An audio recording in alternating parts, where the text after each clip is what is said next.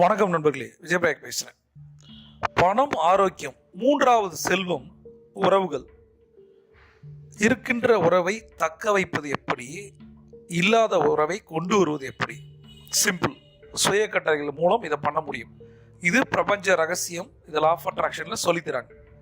இதை எப்போ சொல்லலாம், ஏன் சொல்லணும் அப்படின்னா, சுய கட்டளைகள் நமக்கு நாம இட்டுக்கொள்ளும் கட்டளைகள். இதை சொல்லும் போது மைண்ட் ஆரா, பாடி ஆரா மாறும். இதை உங்களால் உணர முடியும்.